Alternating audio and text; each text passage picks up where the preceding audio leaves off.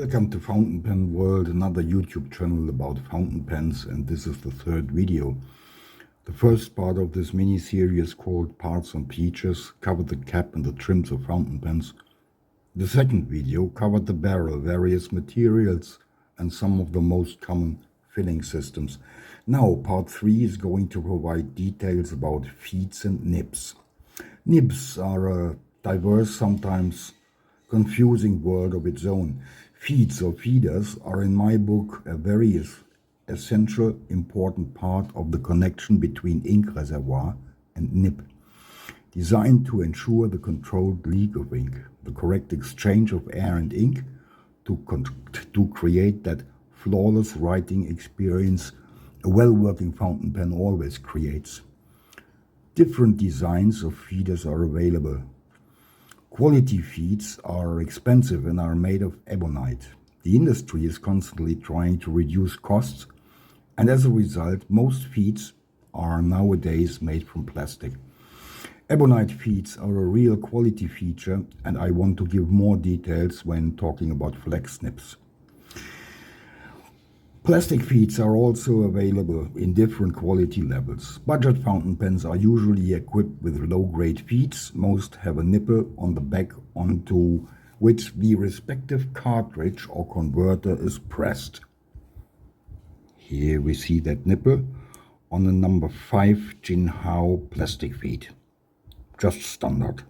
Nothing special. For a cartridge, this nipple is working as well as an opener, because you put the cartridge and onto that nipple, it opens and then ink can flow.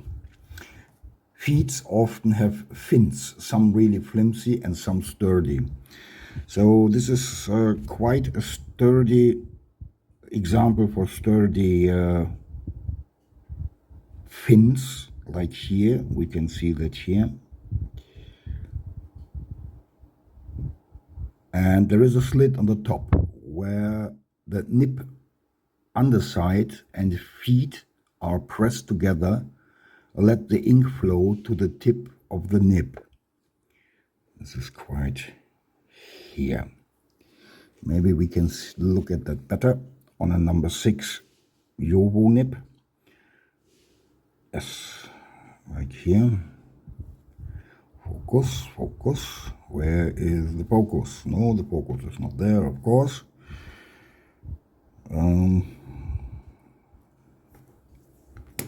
I try to do it with a zoom. Here we are getting a much better result. So, and this is all very small. And here is that slit where the ink flows. Here are the fins. And this is the nib end. And this is the nipple.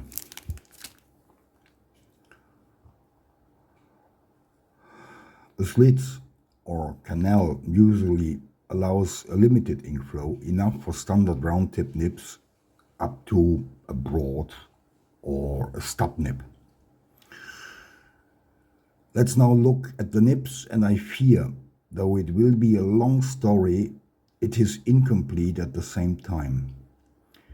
Nibs can be made from gold, usually 14K carat, but also 18K and 21K carat nibs are made. Titanium entered recently the spotlight. Most common are steel nibs or even cheaper alloys.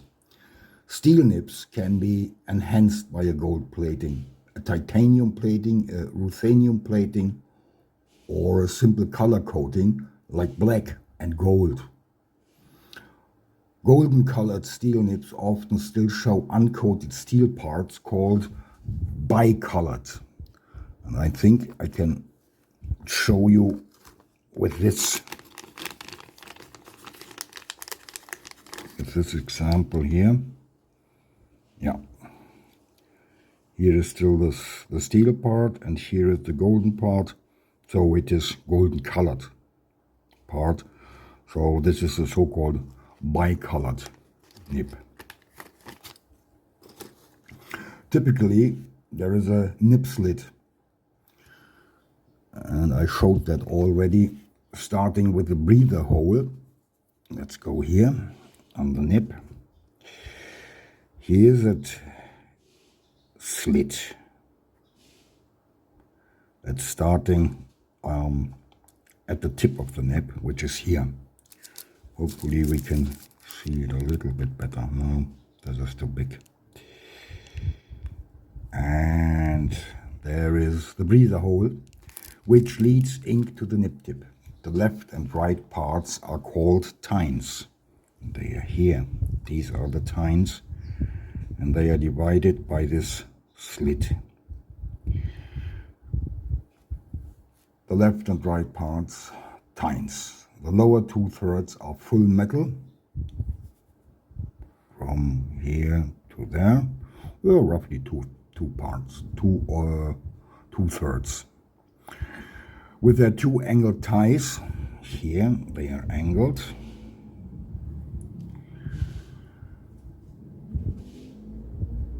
And they are covering the feeder on both sides, like here.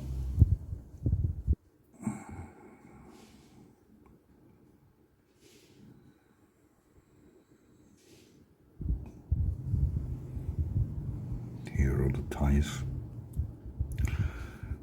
And here, of course, as well. So here we can see better the nib slit and the breather hole, nib tip. The end of the nib is half open, where the size of the nib is determined. The inner distance between both ends of the ties is measured from here to here. 5 mm distance is referred to as a number 5 size, 6 mm as number 6 size. And this Kenride model, Kenride Mammoth model, comes with a number 9 nib. Really, really a huge nib. Let's compare it with the Moonman S5 nib.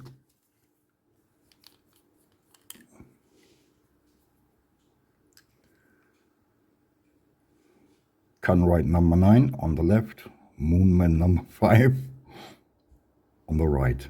Yeah, that's a difference.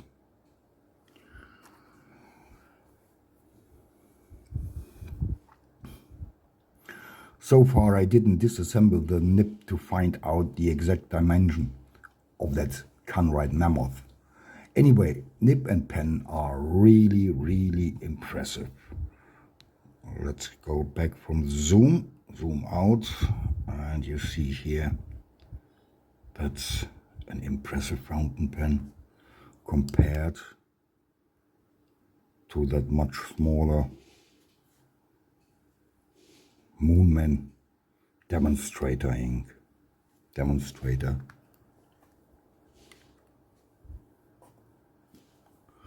And the cap is also massive. When I saw this thing, I wanted to have that club. Absolutely, I needed it.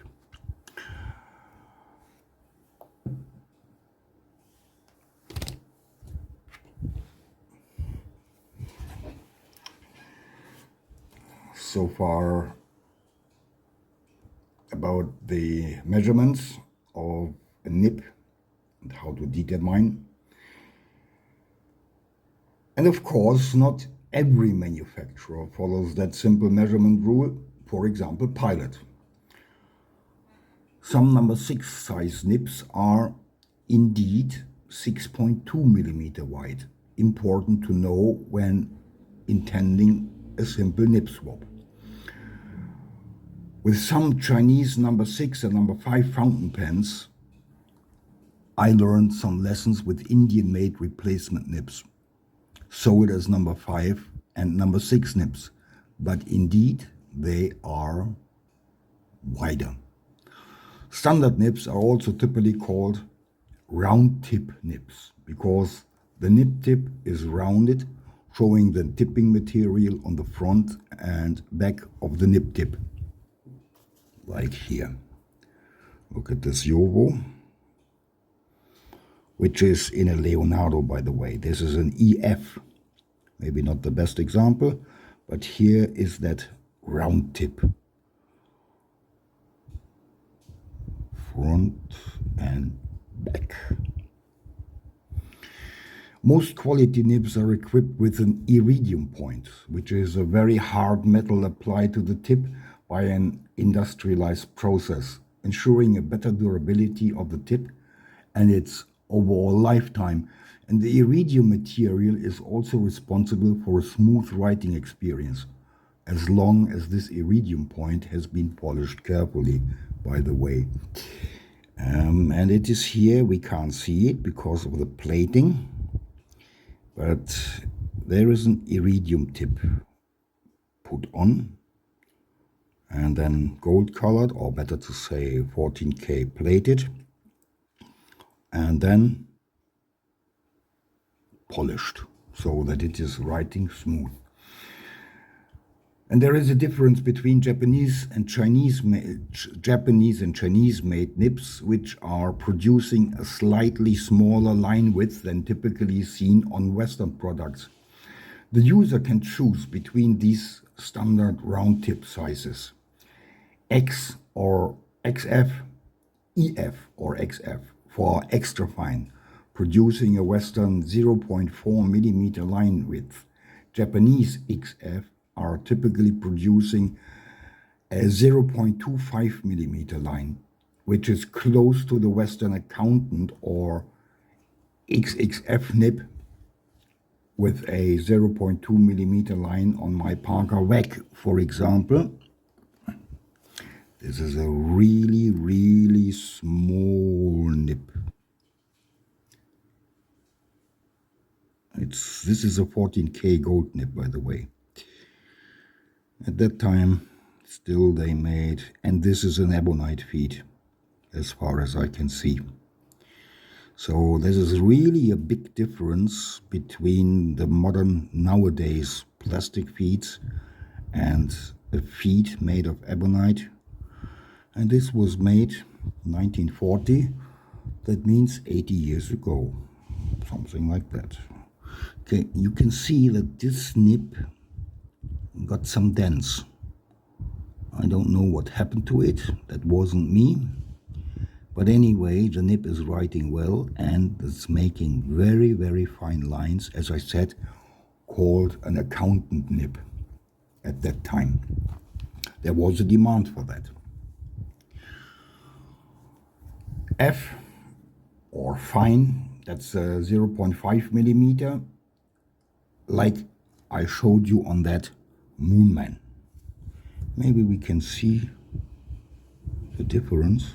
Yeah, I think that is clearly, can be seen clearly. That's great. That's an F on the right side and the accountant nib on the left side. Impressive, I think. Then medium on a Lamy 2000.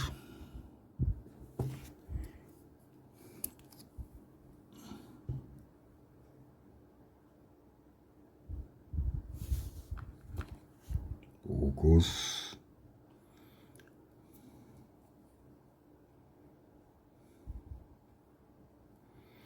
There's much more tipping material here on that side compared to the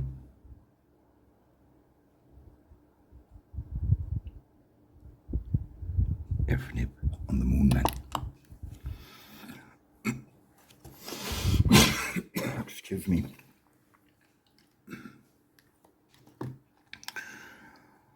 Broad, that's for example on a pen BBS.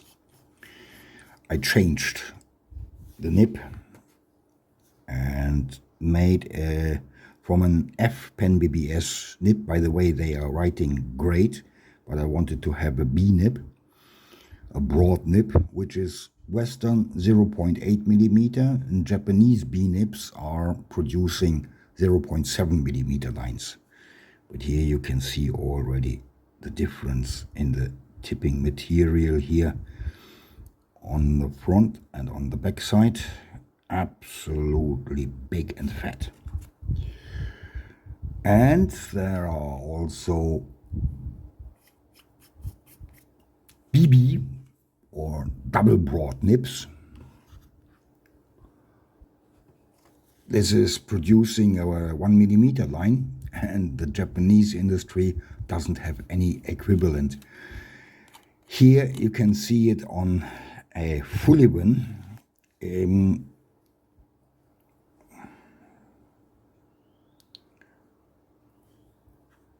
Let's compare that with the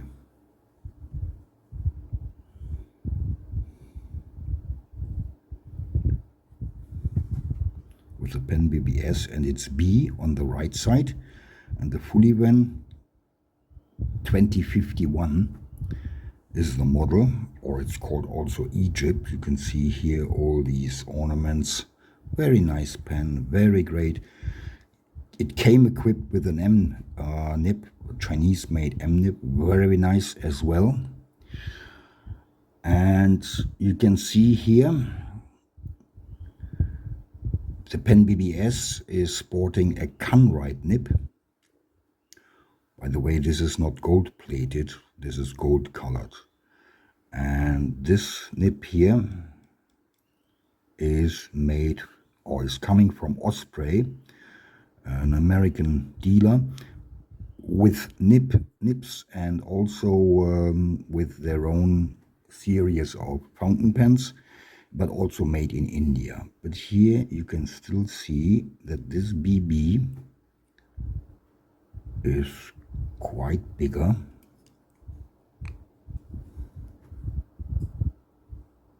than the B nib.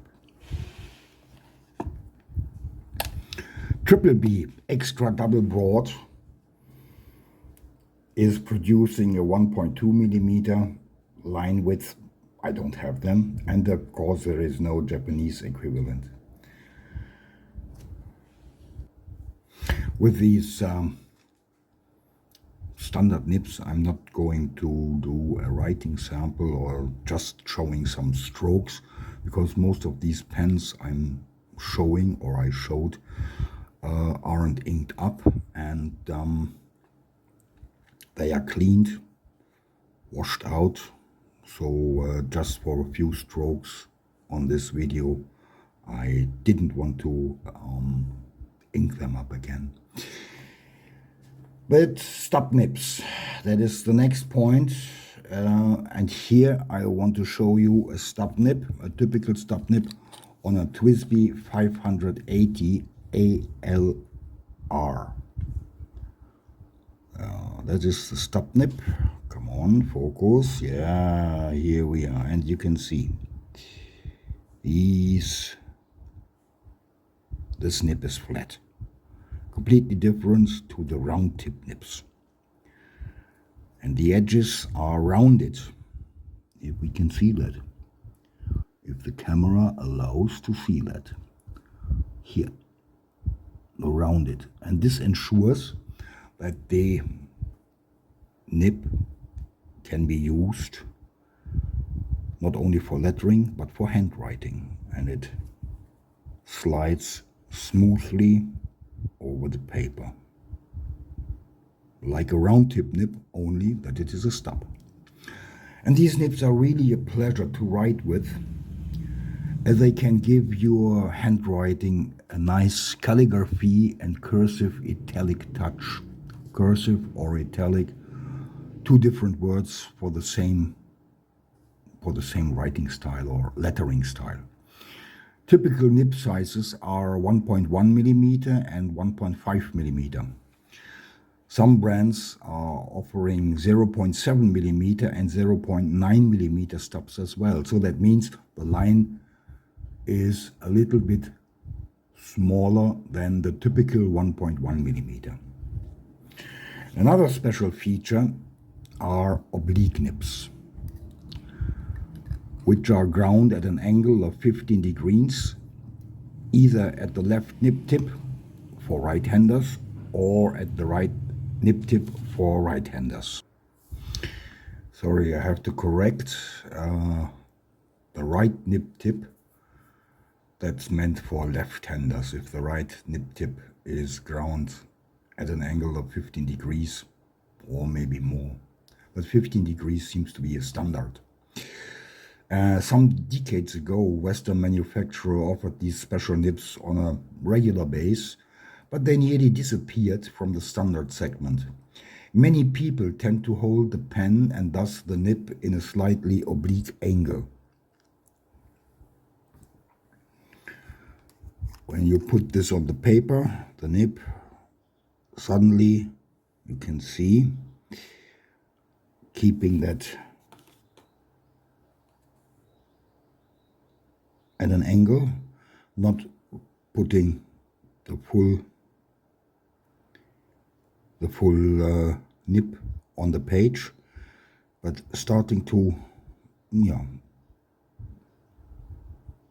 change the angle. And these oblique nibs are with that 50-degree angle are helping you, those people, to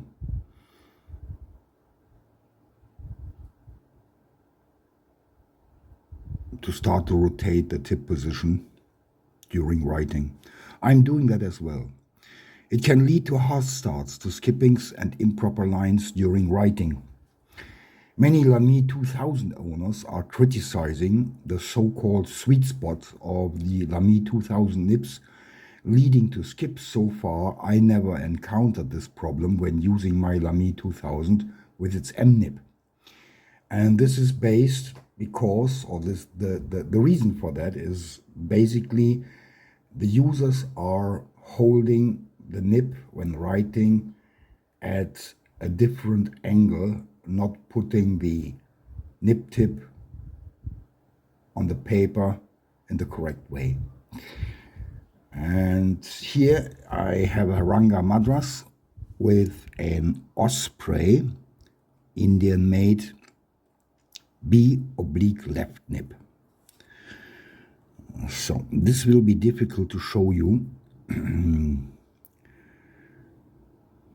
Focus, and maybe I can increase the zoom.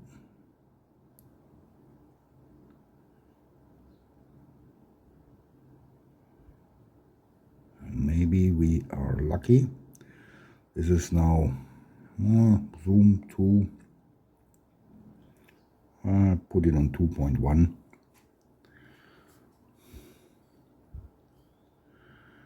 And maybe you can see already, I'm not sure if that is possible or not.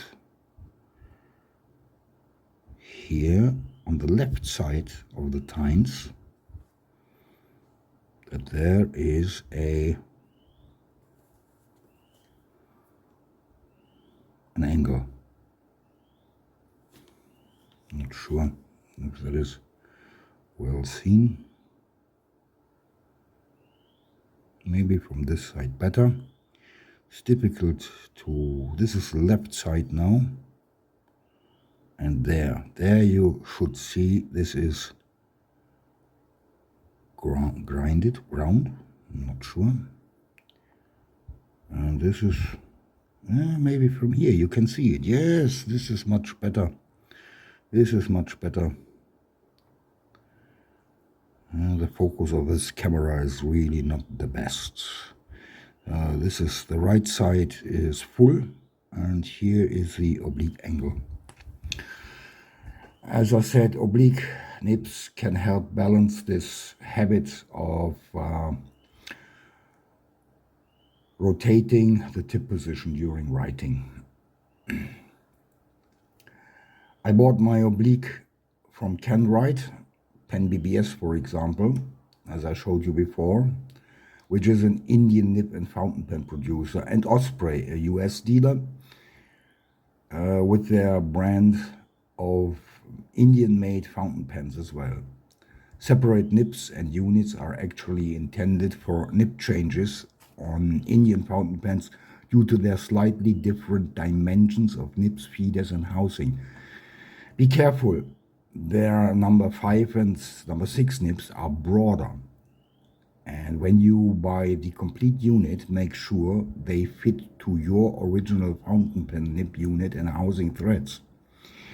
That is why they are often offered as well with Yovo and Bock housing units, two differently threaded housing units with different thread positioning. I can't show you, unfortunately, the differences because I don't have a Bock housing unit.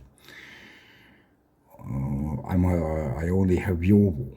And pay attention to the fact when buying online from, for example, Ranga or other Indian fountain pen manufacturers, as they offer their fountain pens with their own nibs, Yovo and still some Bock nibs, and all of them have different housing threads.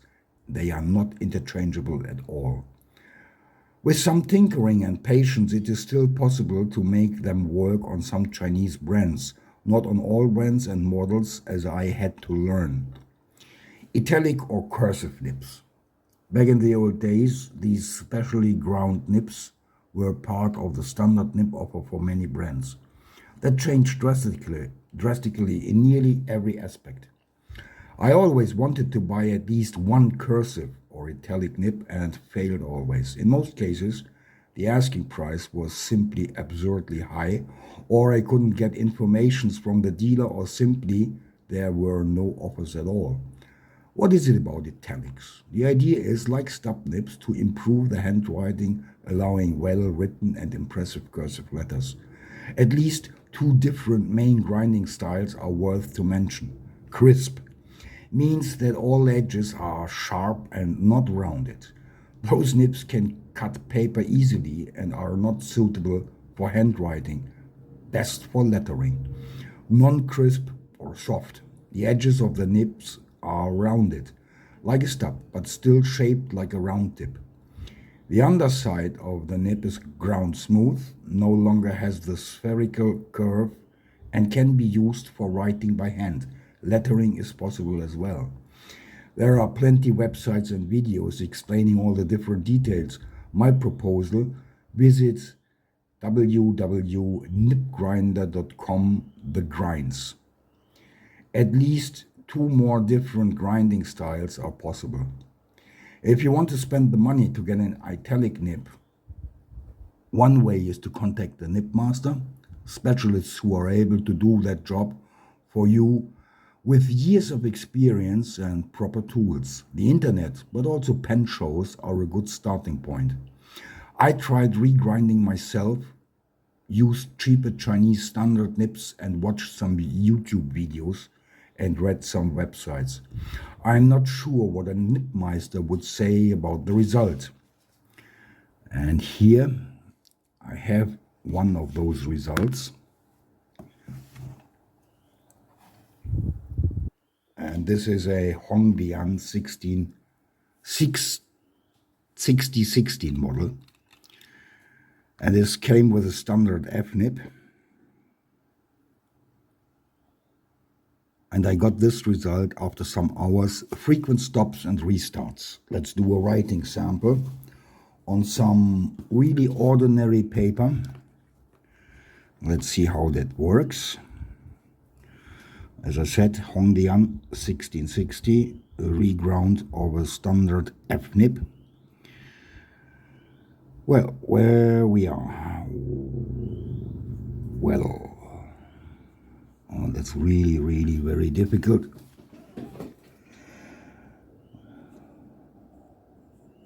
Where are we?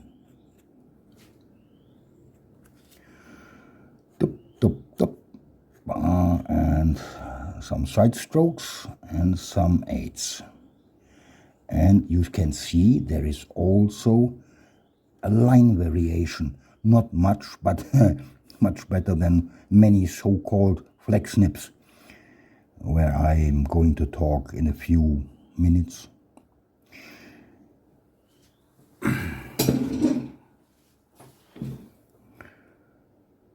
The quick brown fox.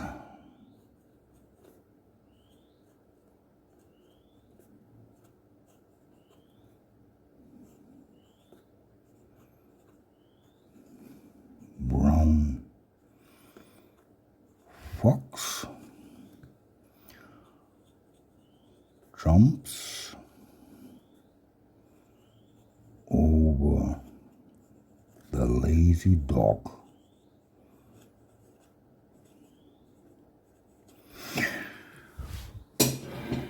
Maybe not impressive, really not impressive, but you see it is still a fine line somehow, and there are some, some nicer line variations to it compared to the standard nib.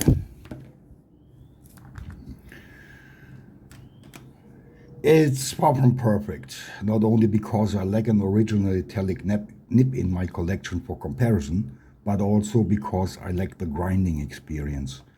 Brian Goulet of Goulet Pens, a well-known US retailer with a high reputation, who has produced countless videos with helpful explanations and information, made a video about today's available Italic nibs. The basic result was he revealed that many brands offer stub nibs when customers ask for nibs that allow them to write cursive and cursive letters. There are many more videos sharing a great deal of expertise about this topic. It's worth to spend some time and do Google search. Some brands like Aurora or Stipula, just to mention two, are still offering in-house made Italic nibs, basically with their high-end models. A Japanese nib called Fude, meaning paintbrush, has a characteristic design. And now I have to go back and try to find that Fude nib. First, let me close the pens, that they are not going to dry out. Oh, yes. There it is. That's a number 5, unfortunately, so very small. Let's get out the golden one, the gold colored one. These plastic bags are really sometimes a pain.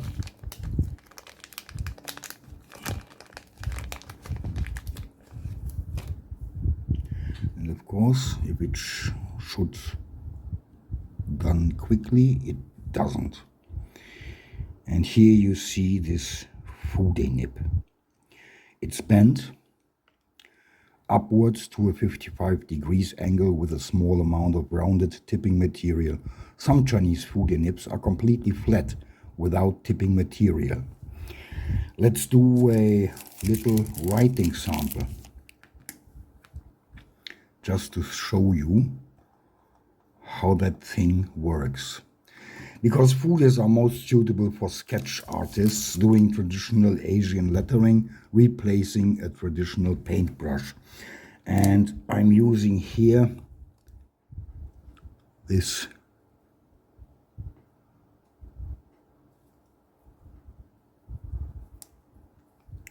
dip holder for dipping, pen holder for dipping. And let's see, putting some ink on it. It's all difficult under the camera. So maybe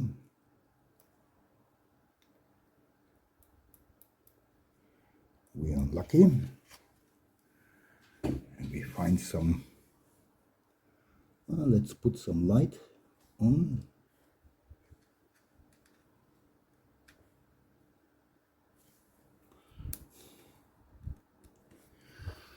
Because it's getting dark outside. Rain is coming most probably.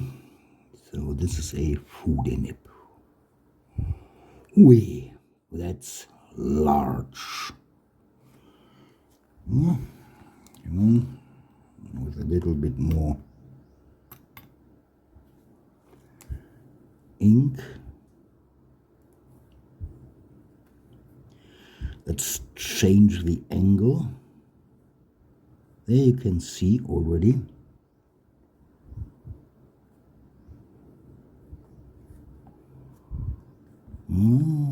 Oh, yeah. No.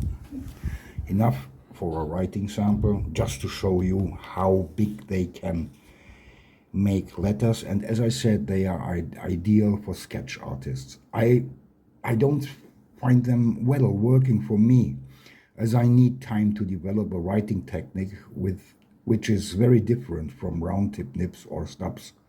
And I'm not in sketching or painting, by the way.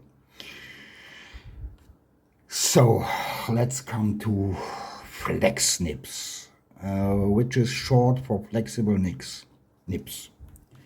I have one example, better to say the only example left, which is this Mayora Ogiva. It took me some time to get this thing, to get it with the Jowo Flex Nib F. There you can see there is a difference already between two other nibs, because here is a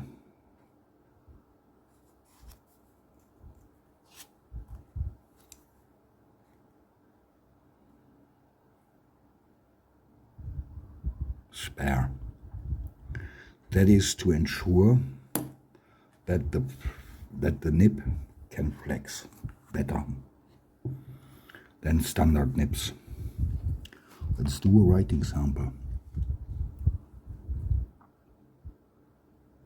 This is normal writing, F. And this is now applying pressure on the downstrokes.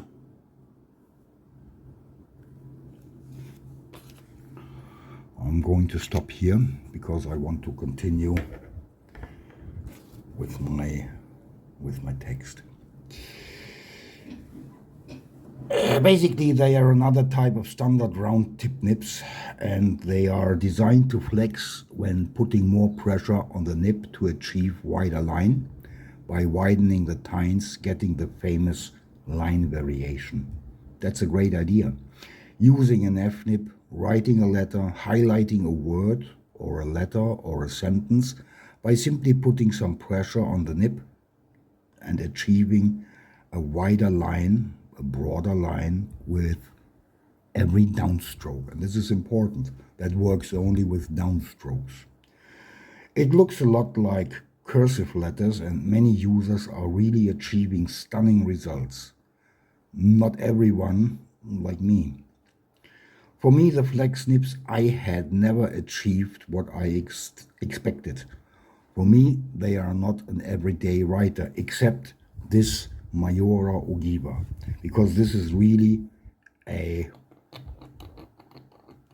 everyday writer and with a very reliable nib. Have to say that.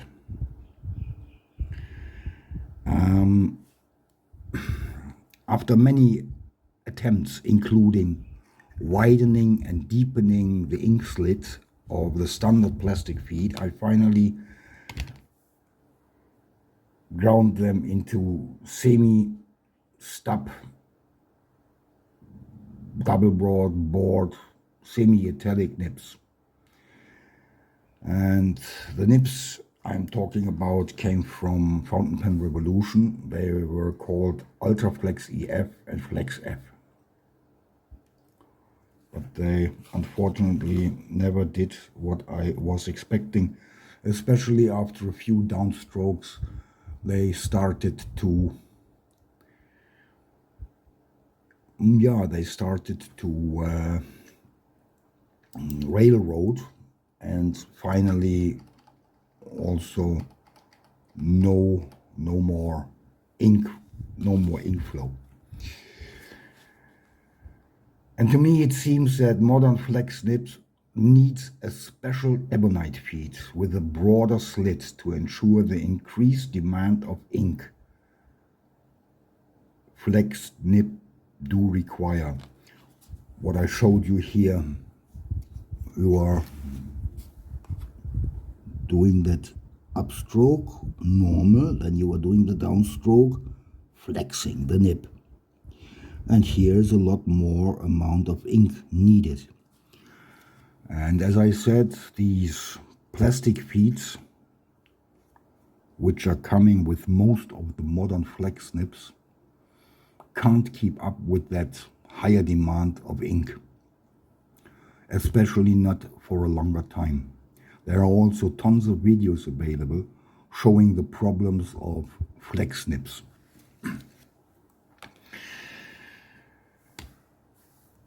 So the nib skips produce hard starts and rather quickly railroad lines. And this is really true with every fountain pen, cheap or expensive. One example,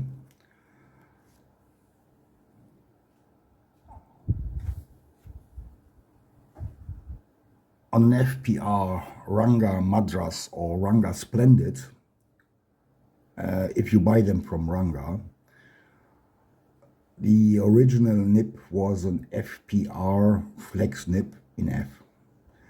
And it produced really fantastic fine lines without flexing. When flexing, it immediately started to do railroading. And not only this $86 pen does it. Users of much more expensive pilot pens with the FA nibs, Falcon, and standard feeds are complaining about too many skips and railroading. Well, yeah, you can buy for extra money a decent ebonite feed with wider slits. Here is your supplier, the Flexible Nib Factory, short FNF, at flexiblenibs.com, store product category feed. But dear industry, how about you sell your flex nibbed fountain pens directly with a properly designed and well-working ebonite feed without extra charges? That won't kill you, I guess. Like coming back to the Ogiva, Maiora Ogiva, an Italian fountain pen maker, by the way, made by Nino Marino, who is also who had resurrected the original Delta, and he's also producing Nettuno 1911 fountain pens. Absolutely fantastic fountain pens, I can tell you. So here, with this feed, what I can see, this is clearly ebonite. I do not know if Mr. Marino is ordering from Jovo, that is the German nib maker, and they are branding, they are doing the branding for Maiora and many other fountain pen producers with these ebonite feeds, just only, for example, for the flex nibs, because flex nibs are in real need of a decent ebonite feed. So far, my own experiences with flex nibs, which aren't that great, so I continue to find a well-working flex fountain pen which without touching the $250 border. And again, yes, this is the Maiora Ogiva, what I'm talking about. And it really works much better than anything I had before. And I also intend to release soon a review of this fountain pen, showing all the great details of this fountain pen. The resin with its gold powder, quite difficult to see here, but this is a good try. Here you can see a little bit this gold powder in the resin, and then the colors, the swirling different colors. There is nearly every color available. It's a great pen. It's beautiful, and it is not that expensive. Absolutely not. The next nib is called Architect Nibs. Another, quite big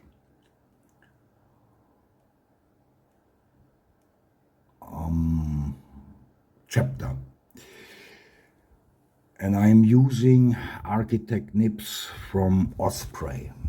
Let's see if I have it here. Yes, that's the one. Get it out of the plastic. I'm keeping all my nibs and all these things in plastic, writing in order to find them again when I need them. So you can see here, but by the way, here you can see also that Osprey housing. Unfortunately, it is white, not black. And again, with a plastic feed. In general, these are nibs with another special grind. They also have a large amount of tipping material like the round tip nibs, but much more. A standard round tip nib provides a thin downstroke and a broader vertical side stroke. Architect nibs are doing the opposite.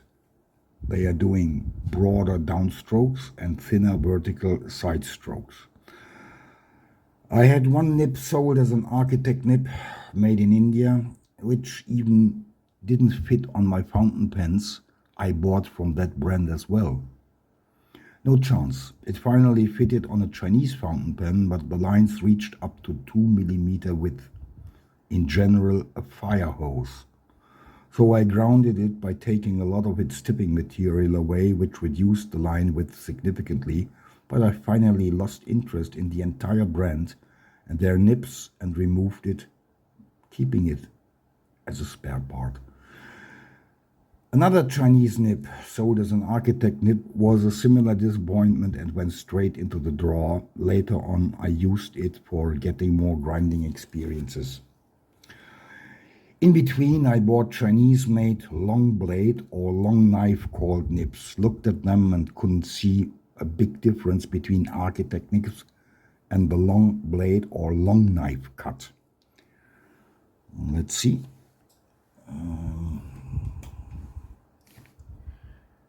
I think I have a good example here on this Kaigaloo. Yeah, that's a so-called long blade nib from Kaigaloo, a Chinese fountain pen maker and nib maker, or better to say, they are getting nibs. And here you see the big, it's really very,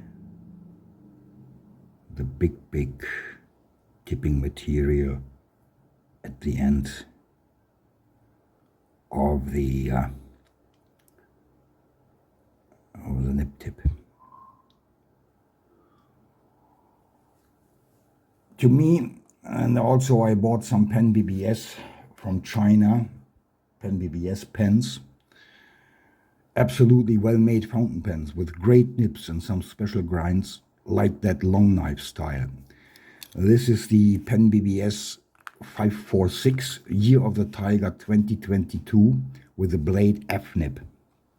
That's what they call it.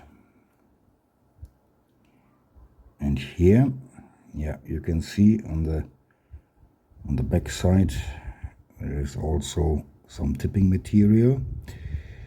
It's we are also an Architect style or long blade, long knife style. By the way, these Kaigaloo fountain pens they are well made and sold at a fair price, and I have two of them, and they are great writers with their standard round tip nibs, and I bought, as I said, the long knife nibs, and the result was also impressive. They fit into other number 6 fountain pens as well, and they all showed the same satisfying writing results. My personal impression with long knife, long blade nibs from China is they are heavily inspired by the Sailor Naginata Togi nibs, but they can't reach their superior quality. It's a very special grind, extremely expensive and only available on one of the high-end priced flagship Sailor fountain pens, not sold separately by Sailor. If you are interested in what they are able to do by simply changing the holding angle of the pen during writing, please find some YouTube videos about this topic. Brian Goulet did one of these videos some time ago. It's amazing, but expensive. I got the feeling also Architect nibs somehow followed the grinding principles of the Naginata Togi nib. At least they were inspired in a way by that famous nib invented by Sailor of Japan. But that's only my personal understanding, and anything, what I said and will say in all my videos are personal views, driven by my personal taste, likes and dislikes.